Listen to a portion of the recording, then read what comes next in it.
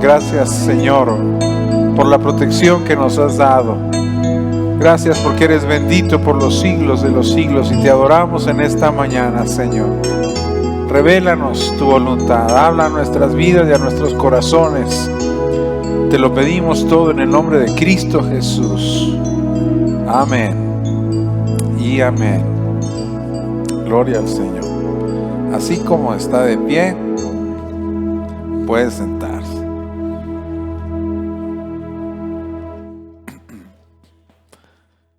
Bueno, si de repente desvarío o digo alguna tontería más de las que de repente digo, perdóname porque ando desvelado. Me vine toda la noche manejando desde Palau, Coahuila. Me vengo por el lado americano, que es muy bonito, muy tranquilo, pero pues, 6 venados que se atraviesan, sí hay que tener un poquito de cuidado. Pero muy bonitos. Le decía a mis papás que hasta en una ocasión me paré porque un venado, dijo que era un venado mutante porque estaba más grande que la troca. Parecía caballo, precioso y con una cornamenta hermosísima. Pero bueno, pues en la noche si uno no se fija bien, Dios nos guarda y nos protege, ¿verdad? Muy bien, hermanos. De hecho andaba con el hermano Saucedo.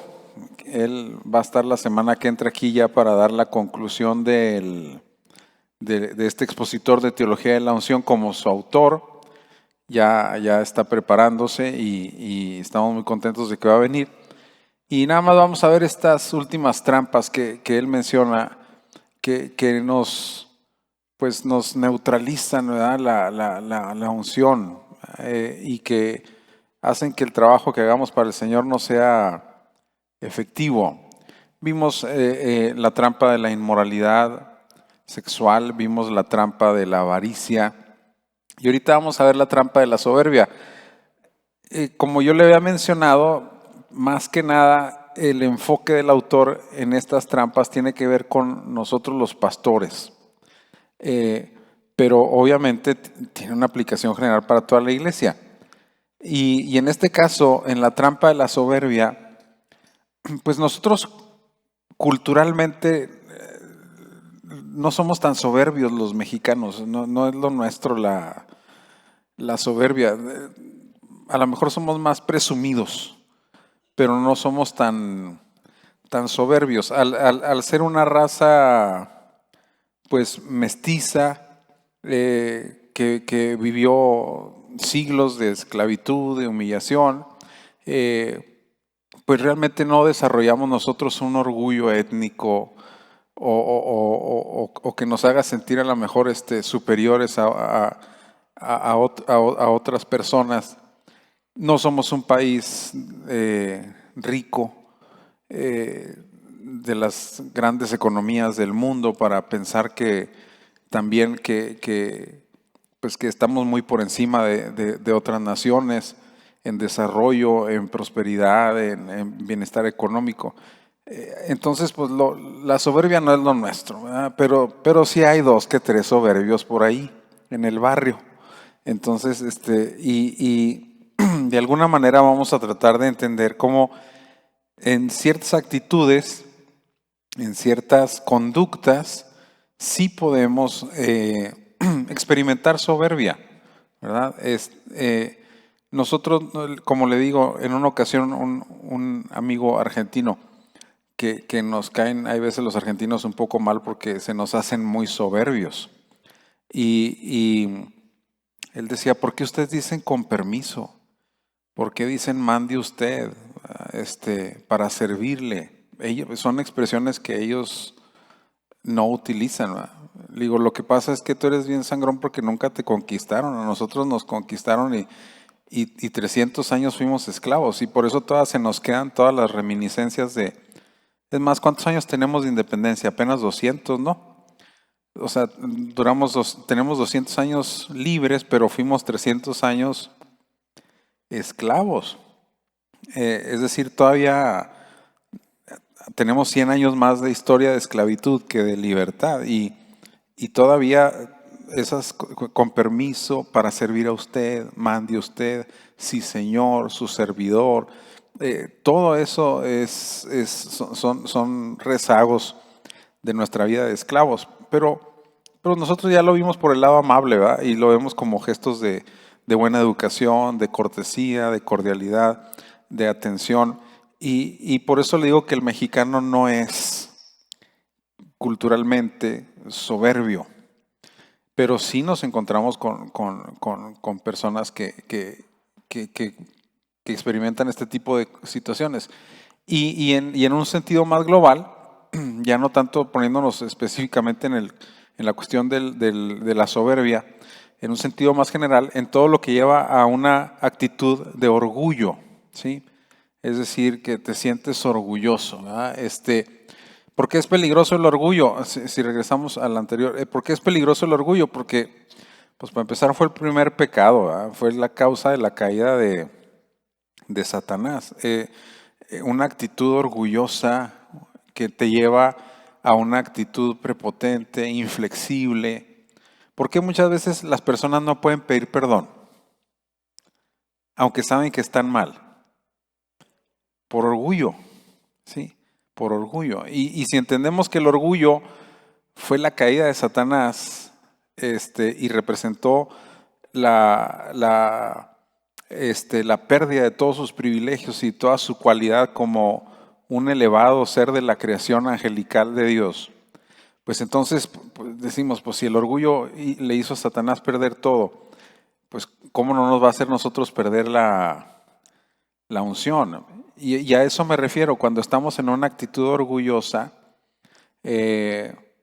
personalista, inflexible, que no acepta nada, entonces sí puede verse afectada nuestra vida espiritual. Y ahí sí hay muchas personas así.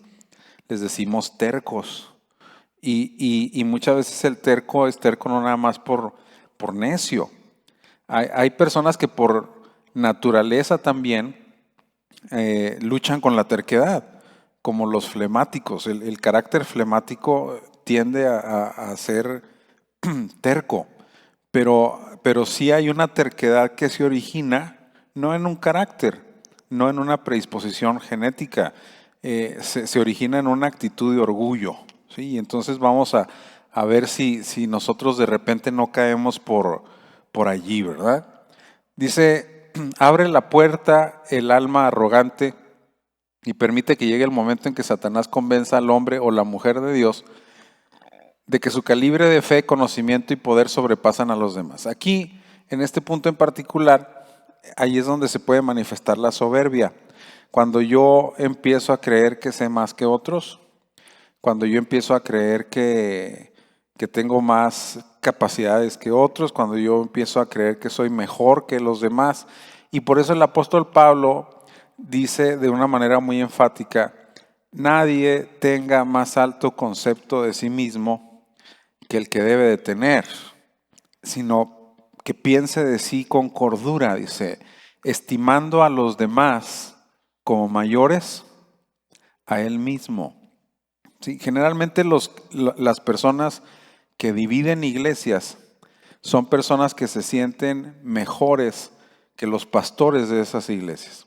Siempre es esta iglesia tiene una historia ya de casi 80 años y gracias a Dios nunca ha tenido una división. Pero sí no podemos negarnos a una realidad de que muchas iglesias en muchos lugares se dividen. Y generalmente cuando se dividen por personas que tienen unción, que tienen capacidades, que tienen dones de parte de Dios. Personas que evangelizan, personas que predican, personas que sirven en la iglesia, personas que tienen dones de parte de Dios y que los ejercitan en el poder del Espíritu Santo, pero de repente, en un momento en particular, esas personas se creen mejores que los siervos que Dios puso en ese lugar en particular, y entonces, en lugar de ser una bendición, resultan ser una maldición porque producen una división al interior del cuerpo de Cristo. ¿Y por qué lo hicieron? por orgullo, porque creían que son mejores. En una ocasión, cuando yo era tesorero de este distrito, llegó un pastor conmigo y me dijo, fíjate lo que me acaba de decir un miembro, venía así como en un shock, queriéndose llorar y reír, las dos cosas, pero como que le daba risa pero también le causaba pesar. Dice, llegó un miembro de la iglesia, un colaborador, pero que me dijo, ¿cómo la ve, pastor? Dice, ¿qué va a hacer ahora que yo tengo un manto de doble unción que el suyo? O sea, lo que le estaba queriendo decir ese miembro al pastor es que en su apreciación personal, él ya predicaba mejor que el pastor, él ya ministraba con un poder más evidente que el poder del ministro, ¿verdad? Entonces, eso es lo que se refiere aquí el escritor cuando nos habla del peligro del orgullo, de empezarnos a sentir mejores que otros o de empezarnos a sentir más espirituales que otros, ¿sí? ¿Y dónde empieza eso primero? Pues en el círculo matrimonial. Yo me empiezo a sentir más espiritual que mi cónyuge y empiezo a regañarlo y empiezo a hacer esto y empiezo a hacer aquello. Y yo me empiezo a sentir más espiritual que los hermanos de la iglesia y empiezo a menospreciar a los hermanos de mi congregación y termino sintiéndome más espiritual hasta que Billy Graham y que Paul Washer y que Gigi Ávila, ¿sí?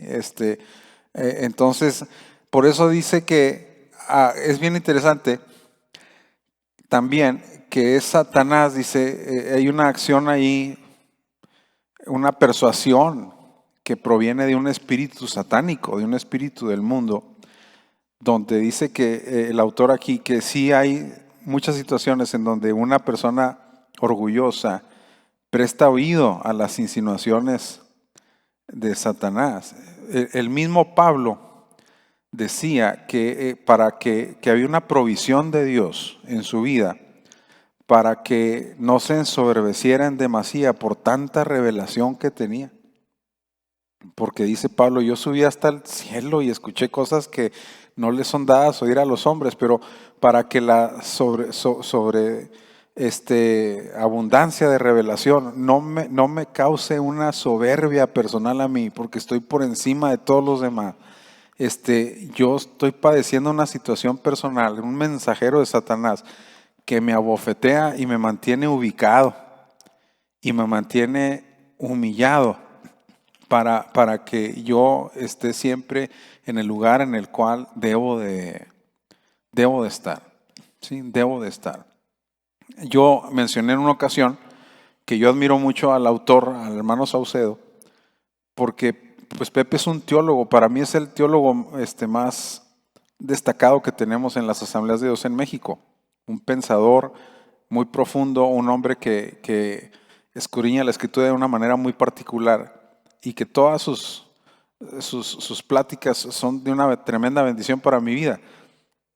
Pero cuando Pepe va a una iglesia, él se sienta en primera fila a oír al que está predicando. A todo dice, cuando se dice una verdad, él dice amén, gloria a Dios. Cuando se invita al altar, él es el primero que pasa. Y al finalizar el servicio, le da una palabra de ánimo y de exhortación al predicador.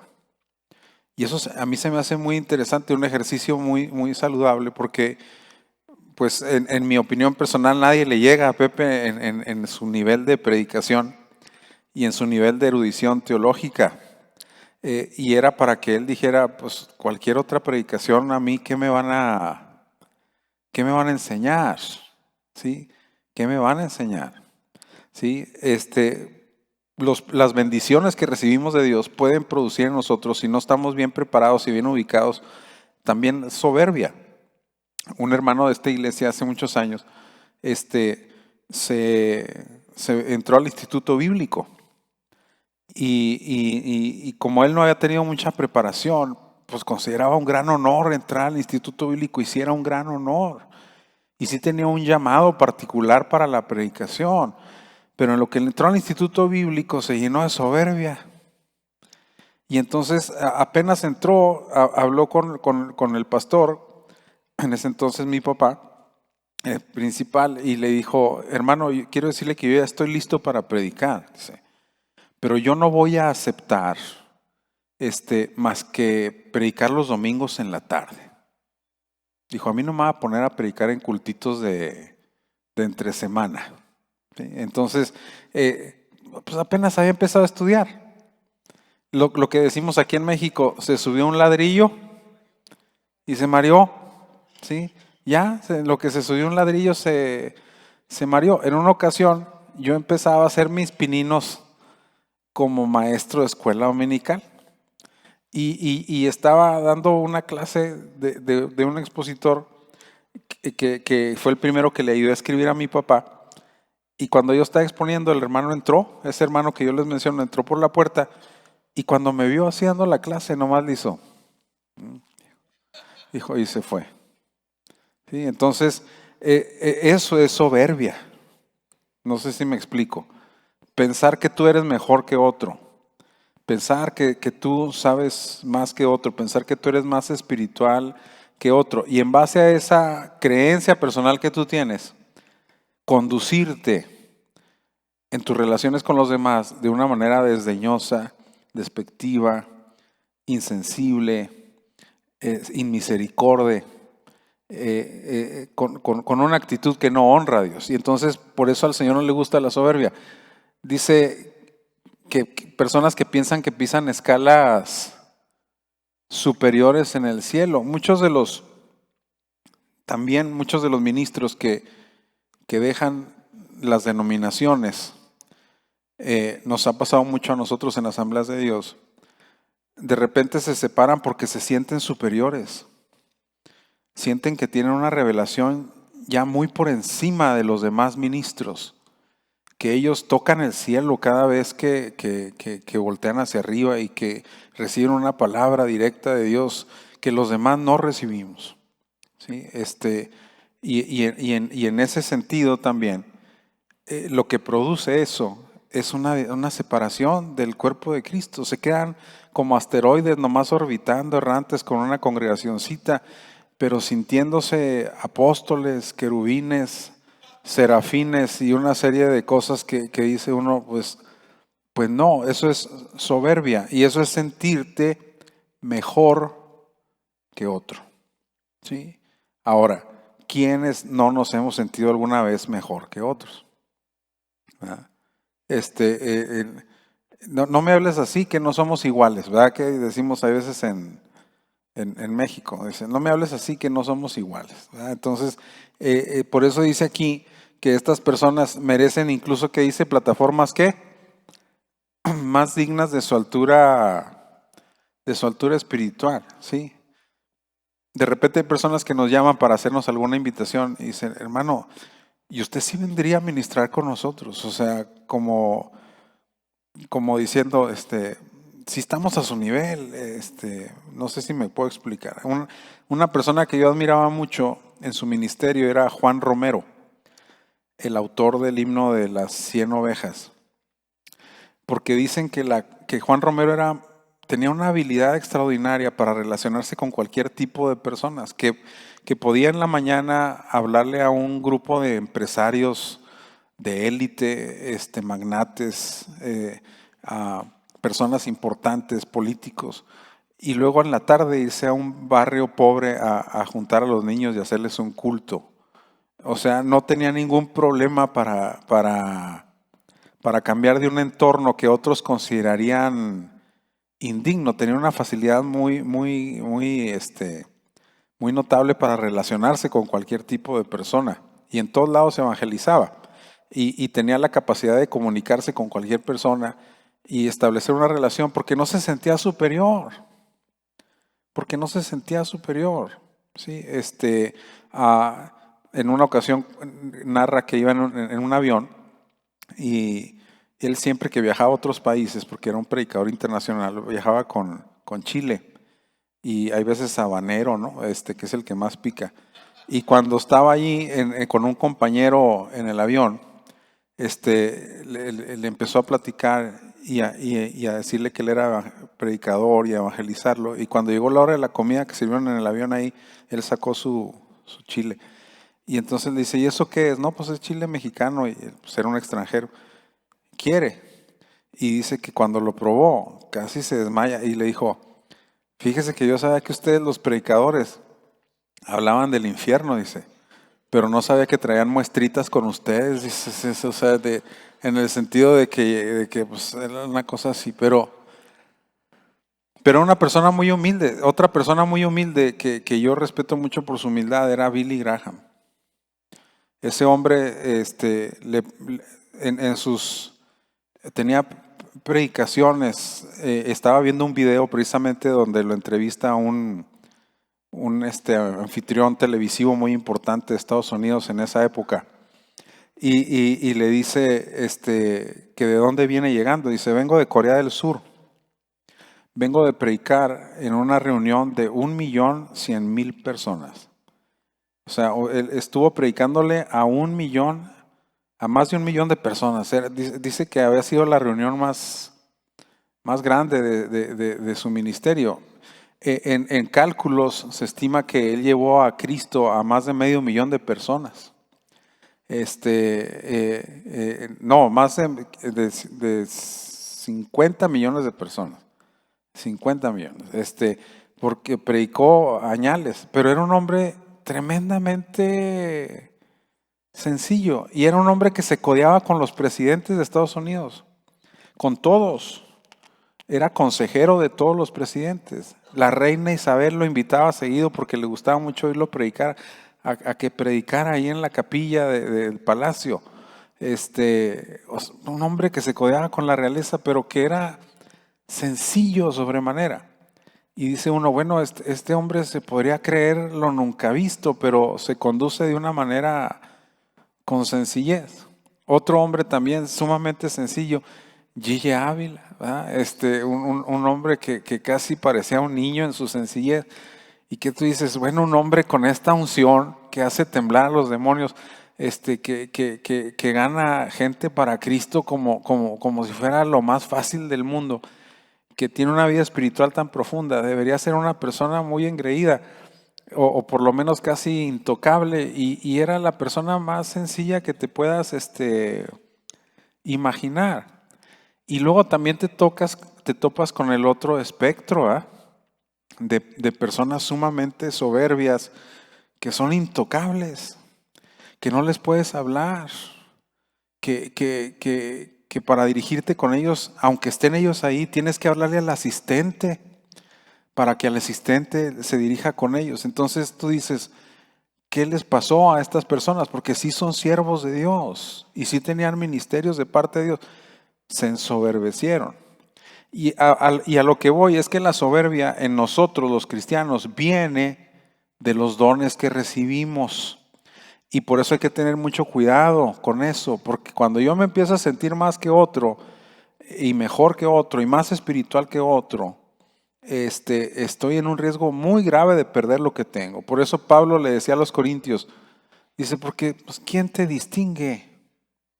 Porque los corintios se sentían ya la última Coca-Cola del estadio por los dones y ministerios que ellos estaban recibiendo de parte de Dios. Y entonces dice Pablo, vean hermanos vuestra profesión, les tiene que dar un baño de realidad y les dice que no sois muchos sabios, ni muchos nobles, ni muchos poderosos, sino que lo débil del mundo escogió Dios para avergonzar a lo fuerte, y lo necio del mundo escogió Dios para avergonzar a lo sabio, y lo que no es para avergonzar a lo que es, para que nadie se jacte en su presencia. Y luego después tiene que remarcar otra vez el concepto y le dice, porque ¿quién te distingue? Dice, ¿o qué tienes que no hayas recibido? Dice, todo lo que tienes, te lo dieron. Dice, y si lo recibiste, dice, ¿por qué te comportas como si no lo hubieras recibido? Finalmente es un don que tienes de parte de Dios, pero la unción, hermanos, puede producir un estado de superioridad personal sobre los demás. Yo tengo más unción. Como les expliqué ahorita de la persona que le dijo al pastor, ¿cómo le va a hacer ahora que yo tengo un manto de doble unción? Yo no sé si esos se compran en Amazon o qué, porque dice, algunos se olvidan de qué, de su pasado sin Cristo.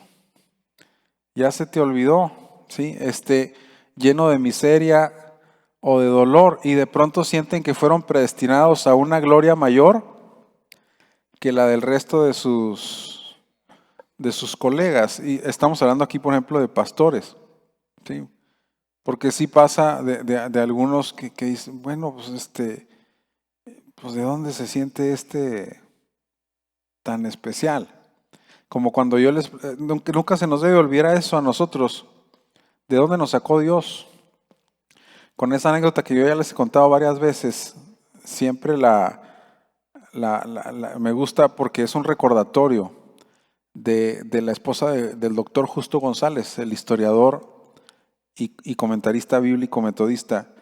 Y cuando ella vino, una americana, y que me dice, mi apellido yo también González. Y le digo, ¿por qué se apellida González si usted es americana?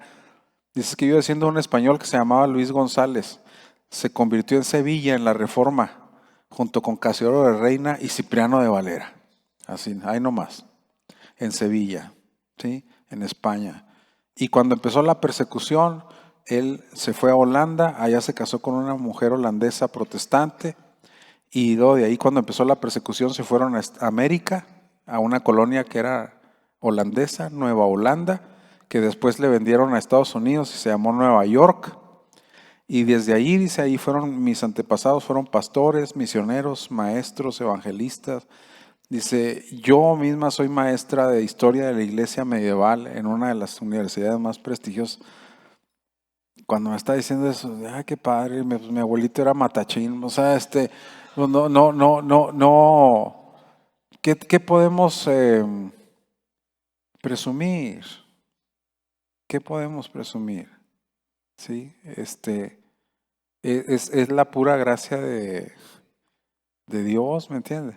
Pero hay personas que se les olvida su pasado, se les olvida de dónde lo sacó Dios y de repente ya se sienten unos predestinados intocables. Otros presumen de su prosapia eclesiástica, ¿va? Yo desciendo de fulano, de sutano. Es cuando Pablo, por ejemplo, menciona, si ellos tienen cosas de qué presumir, yo también.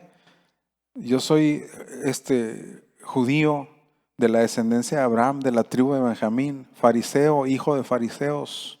Empieza Pablo a mostrar que él también tiene que abolengo, ¿sí? Abolengo, ¿sí? Hay familias en el concilio de mucho abolengo, ¿sí? Ministerialmente hablando en nuestro concilio, y que muchos de ellos pudieran sentirse más a lo mejor por su abolengo, pero son gente sencilla, ¿sí? Una familia de mucho abolengo en el concilio son los Olmeda, ¿sí? Por todos lados hay Olmedas y muchísimos pastores de esa familia que pudieran sentirse que se cuecen aparte por el llamado ministerial tan grande que Dios les dio, pero todos ellos son tremendamente sencillos. Por lo menos con todos los Olmeda que yo traté en Tamaulipas, son la gente más bonita que usted puede tratar y la gente más sencilla, ¿sí? Entonces, ahí conocí, Beto, que la Rebeca Olmeda original, ¿verdad? La tía Rebeca, y todos siervos de Dios que amaban al Señor con todo su corazón, y sencillos, ¿verdad? Y sin presumir una prosapia eclesiástica. Dice que otros presumen su relación cercana con determinados líderes políticos, sociales o religiosos. Algunos presumen de su cercanía, de sus relaciones. Una de las cosas de las que presumimos generalmente las personas son de nuestras relaciones, ¿verdad? Yo soy amigo de fulano de tal. Y eso nos puede llenar de orgullo. Y creen que por eso ya se les debe máximo respeto o reverencia. Y aunque aquí estamos hablando de una cuestión ministerial, a todos nos puede pasar. O sea, todos en la iglesia nos podemos sentir más que otros. Y por eso es Pablo el que le dice a la iglesia, nadie tenga más alto concepto de sí mismo que el que debe de tener. porque cuando te pones en esa posición, entonces le abres la puerta al orgullo, le abres la puerta a la soberbia y le abres la puerta a la ruina, porque la unción se va, ¿sí? La unción se va, ¿sí? También hay quienes se jactan de posesiones materiales, miran por debajo del hombro a los creyentes y ministros de bajos recursos y exigen un trato especial, ¿sí? En asambleas de Dios, las asambleas de Dios en el mundo evangélico, pues no somos los ricos del barrio aparte, que aparte de nosotros como mexicanos no tendemos tanto a este tipo de actitudes, pero aparte en asambleas de Dios, pues siempre asambleas de Dios éramos los pobres del barrio, para que me entienda.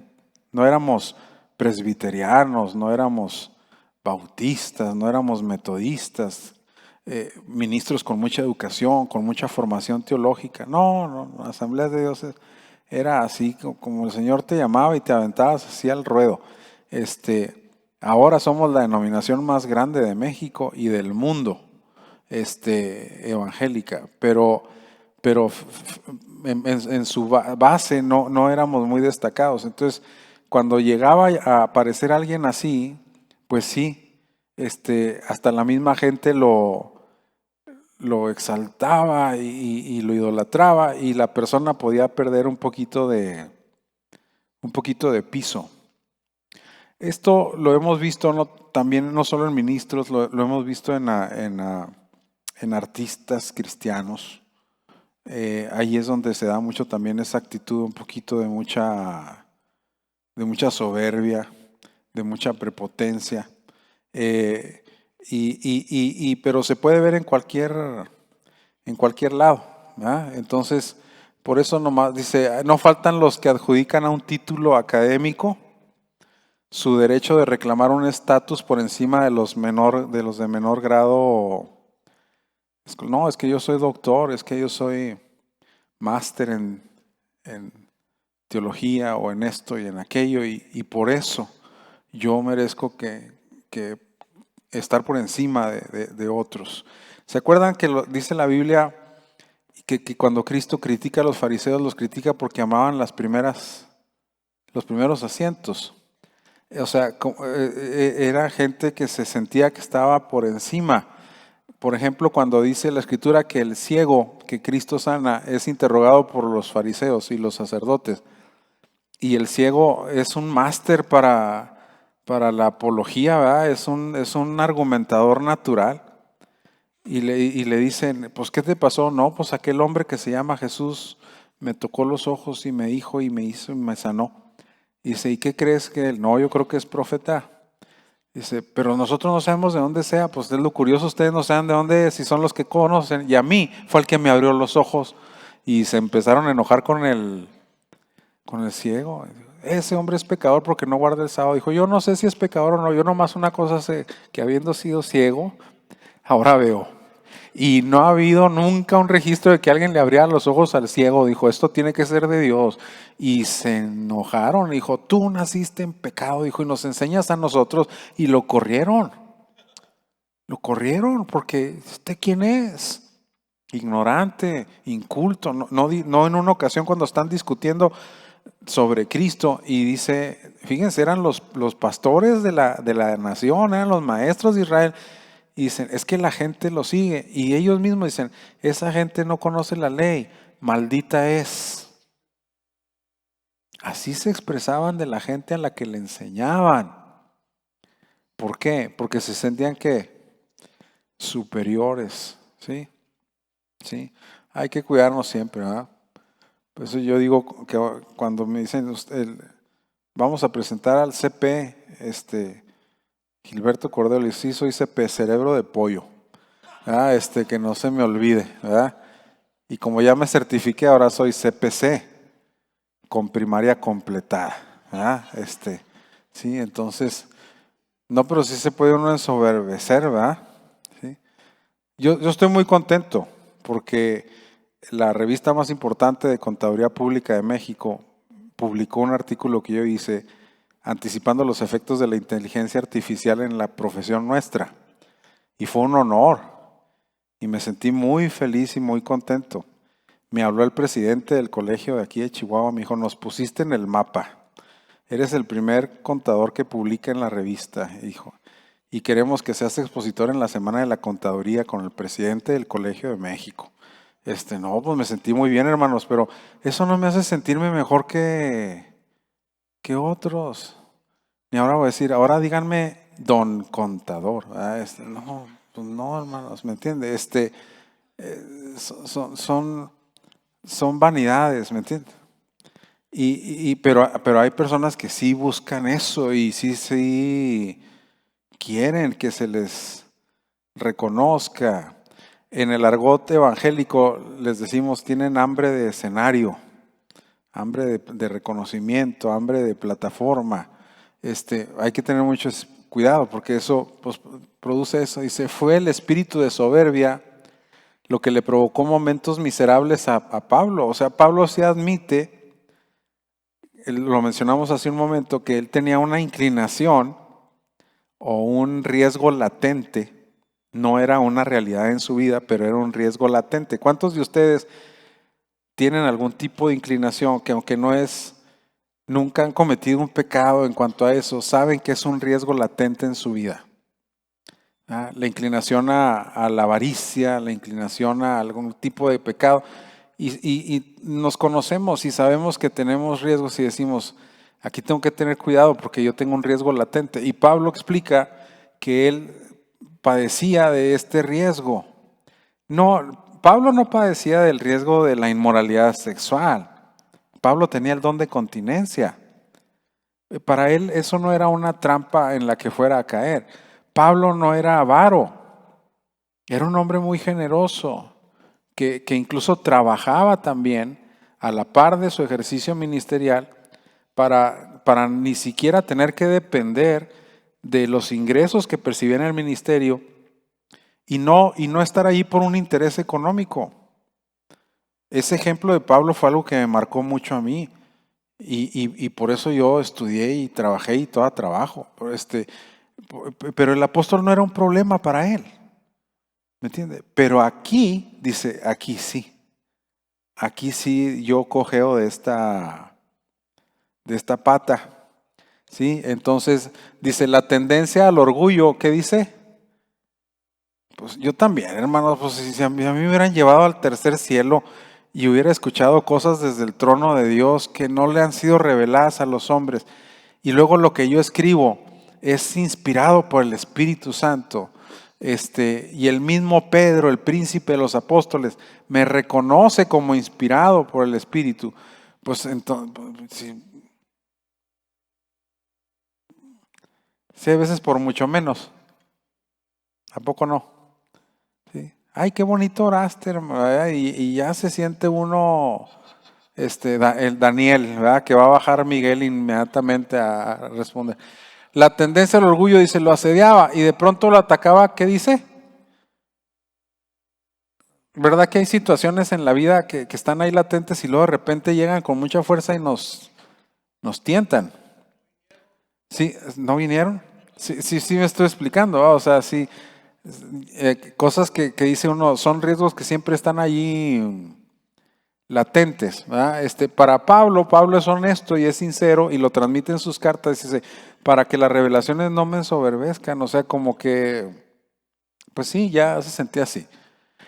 La segunda epístola a los Corintios es la que narra cómo las revelaciones extraordinarias y su conocimiento de los misterios del Evangelio llevaban a rebasar en ocasiones los límites saludables, ¿sí? O sea, podríamos decir, yo pudiera pensar, pues Pablo sí tenía razón para ensoberbecerse. Él sí tenía razones, pero no lo hacía. Y había una provisión divina que lo protegía de eso, ¿verdad? Muy bien. Si vemos la siguiente. Al grado, dice, que providencialmente conocía días insoportables en los que un mensajero de Satanás, a través de un problema que dice, fíjese qué interesante, porque dice la Biblia que Dios hacía milagros extraordinarios por mano de Pablo, que la gente incluso llevaba los agarraba los trapos con los que Pablo se limpiaba probablemente el sudor de la frente, cuando estaba trabajando haciendo tiendas y lonas, y luego los ponían sobre los enfermos y los enfermos sanaban. ¿No es ese un milagro extraordinario de unción y de poder de Dios? Sí, hay en la historia del cristianismo, yo ahorita estoy escuchando sermones de John Lake, un hombre que era un apóstol de sanidad en los Estados Unidos a finales del siglo XIX y principios del XX. La ciudad donde él vivía, Spokane, en Washington, fue declarada la ciudad más sana de Estados Unidos por el Ministerio de Sanidad de ese hombre. Y hacían milagros, hermanos, extraordinarios. Y eran pentecostales, pues de donde venimos nosotros, los pentecostales, ¿verdad? Una visión que incluso era muy común entre nosotros. En un sermón dice Lake, te sientes enfermo y vas al doctor, dice, ¿cómo te atreves? Dice, como dice, antes era hasta pecado llevar al doctor a la casa. En un testimonio en Tamaulipas, precisamente donde había un grupo de personas que querían matar a los cristianos que se habían formado ahí en la iglesia. Dice que cuando estaban planeando el mal contra ellos, dice que un viejito dijo ahí, no hombre, no les haga nada, se van a morir solos. ¿Cómo que se van a morir solos? Sí, dice, es que ellos no van al doctor, porque dicen que Cristo los sana. Dice, solitos se van a morir. No hombre, mire, somos un chorro. Pero curiosamente el hombre que hacía milagros tan extraordinarios de sanidad divina, padecía una situación de salud que él reconoce que era una provisión de Dios para ubicarlo, hermanos. Para ubicarlo. ¿Cuántos de aquí de repente saben que necesitamos ser ubicados? Sí, o sea, que nos digan dónde va, dónde estamos. Dice que un problema de salud le amargaba la existencia. Muchas personas creen que era un problema de la vista, porque no recuerdo si es a los tesalonicenses a los que les dice, no estoy seguro, ahorita lo checo, sí, es a ellos a los que les dice que si pudieran, se hubieran sacado sus ojos para dárselos. Y lo más probable entonces es que, por inferencia lógica, el problema de Pablo fuera visual. Sí, y dice aquí, es que las bendiciones, los privilegios y los dones se deben tomar, ejercer y aprovechar. ¿Qué dice aquí? Sí, es que el cristiano se puede ensoberbecer por las bendiciones de Dios. Por eso nos podemos ensoberbecer nosotros. No nos vamos a ensoberbecer porque tengas mucho dinero, porque tengas muchos conocimientos, pero incluso las bendiciones de Dios pueden ser una trampa que Satanás usa para decirte, mira, tú eres superior, tú eres mejor que los demás, ¿verdad? Entonces, en ese sentido, dice, caes en una trampa de ser altivo y pocas personas Dios rechaza y les pinta la raya como a los altivos. Dice la escritura y dice el proverbista en el Proverbios capítulo 6, 6 cosas aborrece Jehová y aún 7 abomina su alma. Y la primera dice, los ojos altivos. Los ojos altivos. Y dice la Biblia que Dios al altivo lo mira ¿qué? Lo mira de lejos, como diciendo, esto, no lo soporto. ¿Seré yo solo o todos tenemos algún tipo de personalidad como que no soportamos? Sí. ¿O nomás soy yo? Todos, ¿no? Por ahí dicen que lo que no has de ver en tu casa es de tener, pero verdad que hay cierto tipo de personas que de repente nos incomodan, nos chocan, ¿sí? Se nos dijo, ay, qué pesado, ¿verdad? Entonces, para Dios también padece de lo mismo. Ese es el consuelo. Y los que Dios no soporta son los altivos. ¿Sí? así, los soberbios. Debía luchar mucho Saulo al enlistar sus factores de ventaja social y religiosa como hebreo de hebreos. Dice, como si estuviera loco hablo, porque no lo quería mencionar, porque era un pedigrí muy destacado el que él tenía. Dice, fariseo educado, celoso de la ley, educado por Gamaliel. Gamaliel era el rabino más destacado de su época, era nieto de Gilel, el rabino más grande que ha existido. O sea, era como haberse educado en lo más selecto de lo selecto. ¿Va? Era irreprensible en su vida religiosa. Por ello, después de apuntar sus credenciales, termina con una afirmación contundente que remarca que todo eso para él era ¿qué? Estiércol. Porque en la Biblia, cuando dice Pablo, todo lo tengo por basura, la traducción literal es estiércol. ¿Sí? Todo lo tengo por basura. Cuando uno lee la traducción literal en el griego es todo lo tengo por estiércol. Dice, ante el honor de ser un servidor de Jesucristo. Y Pablo era muy humilde, buscaba desarrollar esa característica del Espíritu Santo en su vida personal, exaltando a otros consiervos, siendo condescendiente con ellos. Cuando dice uno, Pablo, ¿qué tiene que andar exaltando a otros cuando él era lo máximo? Porque si era este hombre sí era lo máximo. Este hombre sí era lo máximo. ¿Sí? Hay un amigo mío que vive en Washington, que tiene un ministerio muy bonito de construcción de iglesias. La otra vez, me manda una foto y me dice, mira quién está aquí en nuestra iglesia. Donald Trump, ahí en la iglesia. Pues, como diciendo, pues ellos sí tienen de qué presumir y no son sangrones. Y a nosotros en lo que se aparece aquí un regidor ya nos sentimos lo máximo, ¿no? No, por eso Pablo dice, todo para mí es que estiércol. Muy bien. Sí estamos entendiéndolo, ¿verdad? Yo sé que aquí no hay sangrones ni soberbios, pero dice que específicamente el apóstol señala el orgullo como un peligro muy fuerte para ¿quiénes? Los neófitos. ¿Quiénes son los neófitos? Los nuevos, los ignorantes o los que apenas están iniciando. Neófito no es una palabra necesariamente mala.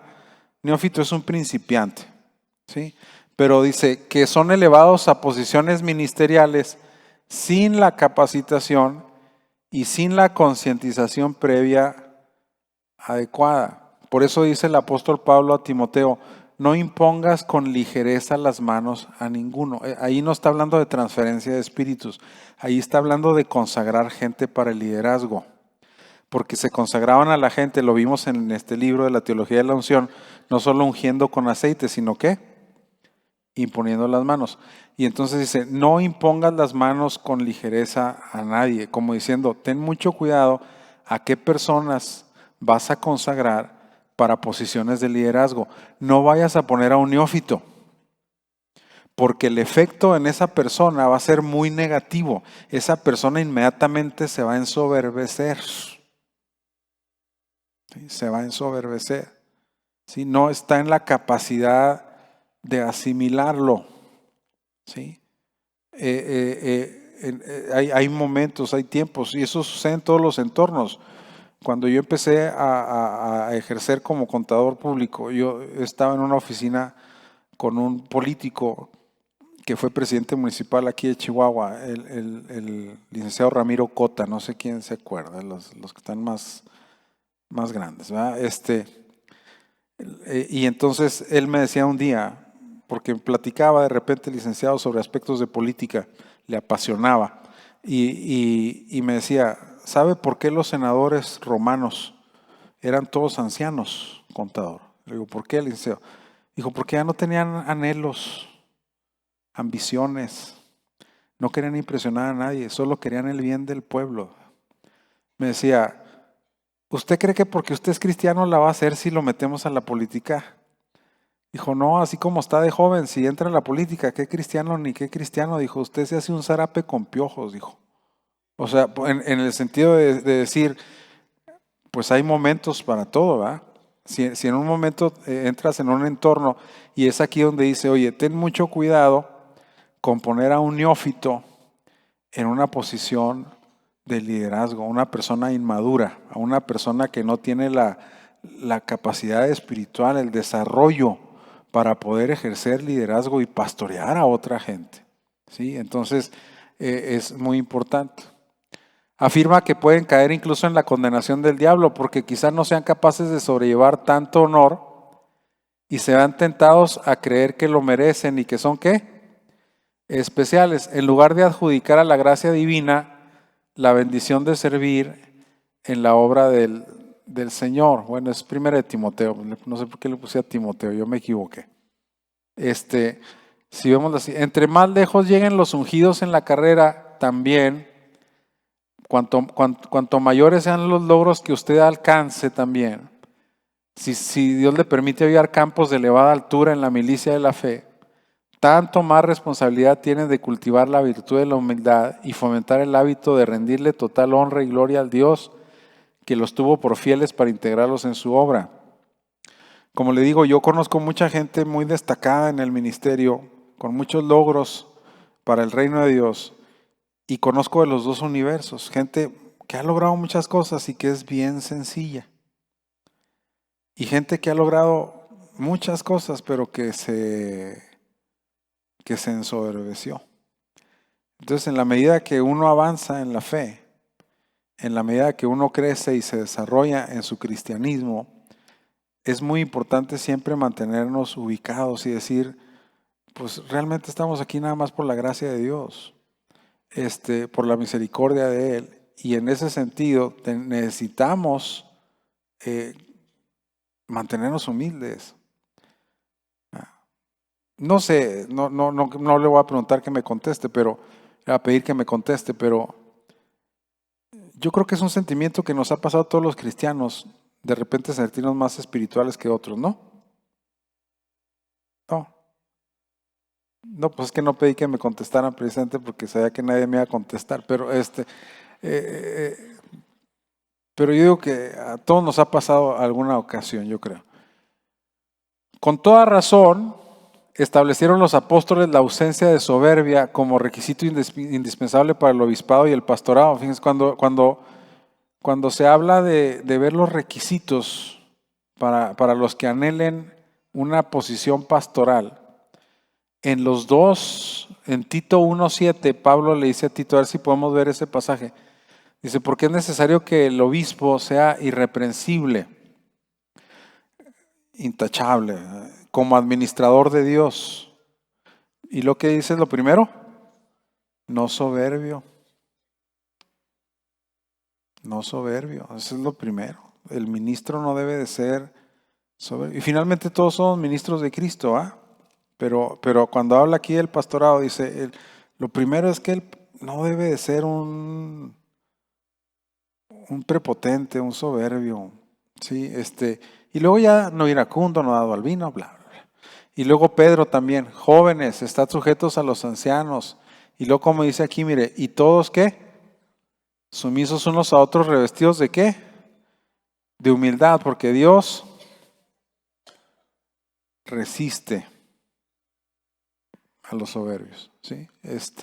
Los rechaza completamente, ¿sí? Muy bien. En lugar de presumir los recursos que brinda el cielo, es menester honrar a Dios con fidelidad y generosidad. Darle muchas gracias a Dios por las cosas que nos ha dado y por los dones. Dice, nosotros los ministros hemos de ser los primeros en respaldar el avance del reino, apoyar proyectos de evangelísticos, de mantenimiento, ampliación de las iglesias. Quienes cuentan con influencias en cualquier ámbito no la deben usar para ensalzarse, que encaucen esa fuerza para bendecir la obra del Señor, o sea, ejercicios que nos llenan de humildad. Si abundan en una persona las manifestaciones del Espíritu Santo con poder, lo que corresponde será ofrecer a Cristo ¿qué? El honor y siempre atribuir a la gracia divina el alto privilegio. El diablo es especialista en hacer que los reflectores apunten a los predicadores y líderes e incitar con ello los corazones para que se llenen ¿de qué? De orgullo. ¿Sí? Una expresión de Richard Baxter, un predicador puritano muy destacado que a mí me gusta mucho leer, dice que la principal responsabilidad del predicador es desaparecer del púlpito y dejar a la gente cara a cara con Dios. O sea, es un ejercicio donde tú desapareces y dejas a la gente frente a frente con la revelación divina. Y no es un ejercicio donde tú destacas o donde tú eres el que haces el show, sino que es Dios el que está hablando. Y es una lucha. El pararse a cantar, el pararse a dirigir, el pararse a tocar un instrumento, pues obviamente te están viendo, están apreciando tu don, están apreciando tu talento y eso puede llenarte en cierto momento de orgullo. En una ocasión, un director de alabanza que estaba pues, teniendo relativo éxito y lo estaban invitando con su grupo a dirigir en una ocasión en una iglesia, llegó, y cuando iba a entrar en una alianza de jóvenes, y cuando iba entrando con el grupo de alabanza, le dice al grupo, van a entrar pero atrás de mí, yo voy a entrar y como las bodas, hombre, 2, 3 pasos y ustedes entran atrás de mí para que todo el mundo vea que yo soy el líder. Digo, pues si te ibas a parar, ibas a cantar y dirigir, todo el mundo se iba a dar cuenta de que tú eras el líder. ¿Por qué quieres ver eso desde que la gente lo vea desde el principio? Pues es una actitud de vanagloria, ¿ah? Y de soberbia. Mi papá un día fue a un tour a Israel con un evangelista muy renombrado, muy a nivel mundial, una celebridad. Y cuando llegaron a algún lugar les pidieron una ofrenda especial porque aparentemente las cantidades pues no habían dado y las cuotas que se habían pagado no habían alcanzado. Y les dijeron, necesitamos recoger una ofrenda especial para completar. Dijo, acuérdense, dice que yo les conseguí muchos descuentos y souvenirs en Grecia. Y entonces alguien de ahí dijo, gracias a Dios. Y entonces el evangelista se paró y dijo, no, gracias a Dios no, gracias a mí. Dijo, entonces, sí, no sé si me explico cómo, y tú dices, era una persona muy elevada ministerialmente hablando y que había tenido muchos logros y entonces, ¿qué pasó? ¿Ah? Se perdió el piso, ¿verdad? Se perdió el piso. Resultará determinante que los siervos de Jesucristo desarrollen el discernimiento y se vuelvan expertos en dirigir hacia el trono de la majestad en las alturas acciones incesantes de gracias a fin de que reciba absoluta gloria el que llama, sustenta y prospera a los ungidos. Por eso siempre hay un ejercicio muy sano en nuestra adoración personal que es dar gracias a Dios. Bendice alma mía a Jehová y bendiga todo mi ser su santo nombre. Y lo dice, bendice alma mía a Jehová y no olvides ninguno de sus beneficios. Y luego el salmista empieza a hacer una lista de los beneficios de Dios. Y el primer beneficio es el perdón que recibió como pecador. Él es quien perdona todas tus iniquidades. ¿De dónde me saca Dios? Y empieza a hacer una lista y de repente dice el salmista en otro salmo, ¿con qué pagaré yo a Jehová todas sus misericordias para conmigo? Las trae en la mente, las trae en el corazón y no se le olvida quién es y de dónde lo ha sacado el Señor. Y por más elevado que pueda llegar, Él se mantiene ubicado. Se mantiene ubicado. Entonces, eso es importante. Y como le digo, finalmente, pues yo cuando analizaba esta trampa en nuestro contexto cultural, eclesiástico, pues no es algo que sea un problema entre nosotros, realmente, tengo que admitirlo. pero sí hay personas que se sienten más que otras. Y como le digo, en las iglesias, los que dividen congregaciones son personas que se sienten más espirituales que los demás. No son los que dividen congregaciones, no son nada más los carnales, los revoltosos, los grilleros. No, también las dividen los espirituales. Los que se sienten más ungidos que otros y que se sienten de repente con toda la autoridad espiritual para dañar la obra de Dios. Entonces, por eso hay que decir, bueno, pues vamos a mantenernos ubicaditos. ¿Ah? ¿Quiénes somos? ¿De dónde nos sacó Dios? ¿Dónde estamos? ¿Qué lo que tenemos? ¿Por qué lo tenemos? Todo lo que hemos recibido es porque Dios es muy bueno con nosotros, ¿verdad, hermanos? Y no lo merecemos. Pero pues así le plació a Dios y lo bendecimos y lo adoramos, pero nunca vamos a ver a nadie por abajo del hombro, ¿verdad? Si Dios lo bendice económicamente, qué bueno. Si Dios lo prospera con abundancia, gloria a Dios, pero que eso no sea una razón para despreciar a otro hermano porque no tiene, ¿sí? Vamos a verlo en Corintios, en el expositor que ya estamos ahí anunciando y que ya muchos tienen, donde precisamente hay desórdenes en la cena del Señor, en la iglesia de Corinto, y uno de los desórdenes es que los ricos menosprecian a los que no tienen y los humillan comiendo manjares delante de ellos en la cena del Señor. Entonces, por eso le digo, ubícate.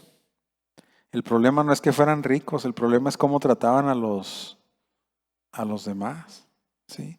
Y luego también los que se sentían más. Fíjense, Corinto era una iglesia que llegó a un punto de tanta manifestación espiritual que se sintieron tan espirituales y se sintieron tan ungidos que se atrevieron a decirle a Pablo, tráenos cartas de recomendación.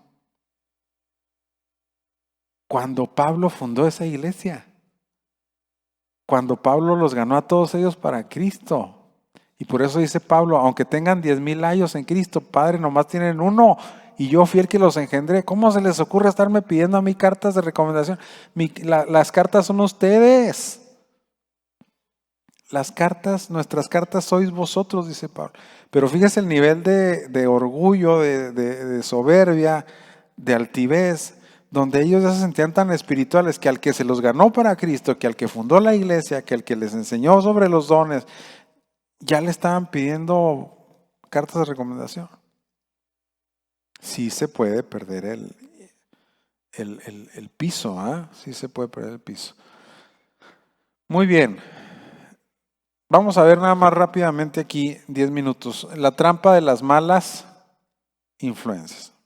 Precisamente con Pepe estábamos platicando ayer acerca de Deuteronomio 13, porque en Deuteronomio 13 el Señor advierte a Israel sobre las 3 influencias más poderosas que hay para apartarse de Dios. Y la primera, dice en Deuteronomio 13, si viniere a ti profeta o soñador de sueños y te diera una profecía y la profecía se cumple y luego te dice, vayamos tras de dioses ajenos y sirvámosles, dice, no le hagas caso, porque Jehová tu Dios te está probando para ver qué hay en tu corazón. Dice, ese profeta debe ser muerto porque incitó rebelión contra Jehová. Fíjese cómo una influencia puede ser una influencia de alguien que tú crees que es alguien religioso, que tú crees que es alguien espiritual, que tú crees que es alguien que es dirigido por el Espíritu de Dios, pero que finalmente te incita a hacer algo que no está bien. Que no está bien. A eso me refería yo, por ejemplo, con los divisores, que se sienten muy espirituales y la gente los sigue porque los ve como ¿qué? Como espirituales, porque son una influencia, sí son una influencia. Pero la gente tiene que tener discernimiento para decirlo, pero lo que me está diciendo aquí no está bien, no está bien. Dice, ese profeta soñador de sueños debe ser muerto. ¿Cuál es la primera influencia? el entorno espiritual, la religión. La segunda influencia, dice, si tu esposa, si tu esposo, si tu hijo, si tu padre, si tu madre, si tu amigo te incitan y te dicen, vamos y sirvamos a dioses ajenos, dice, los vas a denunciar y tu mano va a ser la primera que se va a alzar para apedrearlos. O sea, la influencia del entorno familiar, muy fuerte, muy fuerte. Y luego finalmente la influencia del entorno social. Si tú quieres que en una ciudad, todos los hombres de esa ciudad dicen, vayamos en pos de Dios ajenos y sirvamos. O sea, ya la sociedad dice, está bien, sí lo podemos hacer. Y entonces eso se vuelve una influencia. Como está pasando ahorita en las iglesias evangélicas, todas las denominaciones ya están aceptando el matrimonio homosexual. Y no solo eso, están ordenando ministros homosexuales. ¿Por qué? Porque la sociedad lo dice y la sociedad es una influencia tremenda. Son las influencias y por eso dice aquí, tienes que tener cuidado con la trampa. ¿Se acuerdan cuando también hablamos del poder de la influencia en un sermón? De la influencia de los seres queridos, la influencia de las personas que admiramos, ¿sí se acuerdan? Y en este caso viene la trampa de las malas influencias. Dice, no todas las historias de los ungidos terminan en triunfo y con un tono glorioso. Existen relatos de sendas tragedias en la Escritura sobre carreras ministeriales que acabaron ¿en qué? En frustración. Si vemos la siguiente, la del joven profeta anónimo, por ejemplo, que impactó el reino del norte, un profeta que llegó con Jeroboam, cuando Jeroboam levantó un altar a dioses ajenos, a ídolos, y el profeta llegó y dice Jehová esto y esto, y profetizó al altar. Y profetizó lo que iba a suceder y profetizó que se iba a levantar un rey que se iba a llamar Josías, que iba a destruir el altar y quemar los huesos de los sacerdotes sobre él, lo iba a profanar. Lo que se cumplió cientos de años después. Una profecía extraordinaria, hermanos. Mencionar por nombre a una persona que faltaban cientos de años para que naciera y que sin saber después cumplió punto por punto lo que el profeta había dicho. Es extraordinario. Pero luego dice, un profeta viejo que oyó eso, dijo, lo quiso traer a su casa para convivir con él y comer y hospedarlo. Y dijo, no, es que Dios me dijo que en lo que yo dijera mi profecía, como dice mi abuelita, decía mi abuelita, chisquitipiu, y yo nomás digo la profecía y me voy. Ahí nos vemos, dijo Nicodemos. Y entonces dice el profeta, no, es que a mí me habló un ángel también. Y me dijo que dijo Dios que siempre no, que sí puedas venir a comer. Y él le creyó al profeta. Le creyó al profeta. Pues era un profeta. Pero si a ti Dios te dijo algo y te dio una indicación bien clara, sí, pero es que las influencias son muy poderosas. ¿Sí? ¿Por qué Elí, que era un ungido, era juez y sacerdote? ¿Por qué terminó en desgracia? Por la influencia de sus hijos. ¿Por qué Roboam perdió el reino? Por la influencia de sus amigos. ¿Sí? O sea, hay veces las influencias, así se llamaba el sermón, identificando las influencias. Si ya se le olvidó, ahí búsquelo, está en las redes del templo. ¿Sí? Muy bien, si vemos la siguiente, bueno, es lo que mencioné del varón de Dios, ¿verdad? Vamos a ver un poquito más para adelante para ver la conclusión. Otro más. Sí, al que lo mató un león. Vamos un poquito más. Hubo una condena para ese ungido que era un profeta. Le dijo, por cuanto desobedeciste la palabra del Señor, Dios te va a castigar. Y salió y un león lo mató. El, A ver si vemos un poquito más para atrás. Ahí está. Si es para atrás, leímos hacia atrás o hacia adelante. A ver un poquito más para atrás. Se me hace que vamos para adelante. A ver. Donde estaba el león. Ok, la que sigue. Otra más. Ahí está. Necesitan los ungidos aprender a terminar ciclos en el ministerio, cumplir cabalmente las misiones, llevar a buen término las encomiendas del Señor. Nadie debe tener sobre los llamados demasiada ¿qué? Influencia, al grado de poder convencerlos de ir contra los mandamientos divinos, ¿sí? Y luego si vemos ahora sí la siguiente, a ninguna persona se ha de respetar o venerar hasta el punto que ejerza más autoridad más allá de ¿qué? De lo saludable. Por más que admires a una persona, por más que la quieras, por más que la respetes, pinta tu raya con la cuestión de la influencia cuando se trata de las cosas de Dios y de tu salud espiritual. Allí nadie se mete. Hay personas que la familia es lo máximo y lo que digan y la familia tiene más poder que lo que dice Dios. Hay otros que los amigos y los amigos tienen más poder que lo que dice Dios. Hay otros que los hijos, no vienen a la iglesia porque el chiquito no se quiso levantar. Y tiene más poder y más influencia un hijo que Dios. Entonces, una hermana aquí de la congregación, yo le mencioné en una ocasión que llegó y le dije, ¿cómo está? Bien, dijo, ya, aquí ya muy temprano en la casa de Dios. Dijo, es que ahorita llegaron toda mi familia a visitarme. Imagínese, pastor, si saben que yo vengo al culto. Dijo, pues yo les dije, pues ahí quédense. Yo ya me voy a la iglesia, ahorita vuelvo. ¿Sí? Nada que, hay que atenderlos y pobre, ¿cómo? No, dijo, yo ya me voy al culto. Yo tengo una obligación con Dios. ¿Sí? Ahí se ven. Si tienen tele, ¿va? Dice la frase. Dice, a ninguna persona se debe respetar hasta que ejerza. Por eso dice la Biblia, si tu esposo o si tu esposa te dice, tu compañero íntimo, vamos y sirvamos a dioses ajenos, dice, no lo oigas. No lo oigas. Y tú lo vas a entregar a los jueces. Fíjate, lo vas a entregar a los jueces. A tu hijo. Como diciendo, Dios es primero, ¿verdad? Por eso dijo Cristo un día, el que ama a padre o madre más que a mí, esposo, esposa, no es digno de mí. O sea, yo tengo que ser la influencia número 1.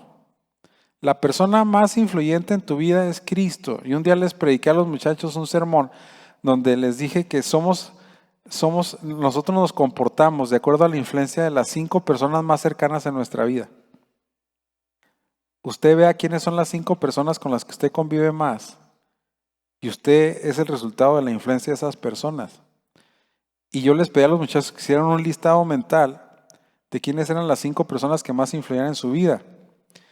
Y al final, ni uno puso a Cristo.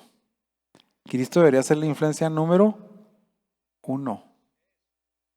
Debería ser. A ninguna persona entonces se ha de respetar. No ha de existir apego familiar, organizacional, político o moral que logre hacer que los siervos de Jesucristo atenten contra sus convicciones. Sin importar si se ama mucho a un consiervo, a un pariente, a un amigo, si se admira a un líder que haya tenido gran trayectoria, incluso se afirma hablar de parte de Dios. En todo momento hay que sostener el principio de que se debe obedecer primero a Dios antes que a los hombres. ¿Sí?